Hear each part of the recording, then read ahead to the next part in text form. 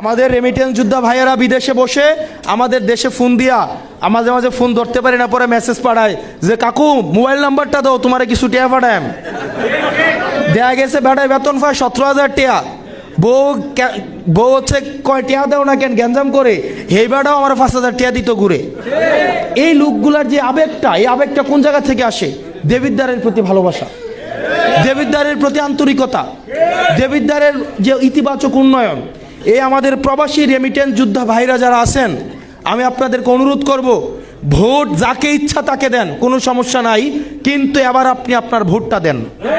কারণ আপনাদের রেমিটেন্স যে দালালের চক্করে থাকেন, ভিসা নিয়ে জটিলতা থাকেন, এম্বাসিগুলোতে যে আপনাদেরকে হয়রানি করা হয়, আপনাদেরকে বেতন ভাতা নিয়ে যে সমস্যা করা হয়, এগুলো সরকার এতদিন পর্যন্ত সমাধান করে নাই।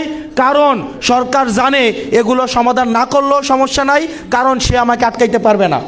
কিন্তু যদি সরকার বুঝে যে রেমিটেন্স যোদ্ধারাই আগামী নির্বাচনের ফ্যাক্টর, তাহলে রেমিটেন্স যোদ্ধাদের খুশি করার জন্য তাদের সমস্যাগুলো সরকার আগে সমাধান করবে। সেজন্য বাংলাদেশের রেমিটেন্স যোদ্ধারা পৃথিবীর যে প্রান্তেই থাকুন না কেন, যাকে ইচ্ছায় ভোট দেন না কেন, আপনারা অবশ্যই অবশ্যই আবার ভোটাধিকার প্রয়োগ করেন।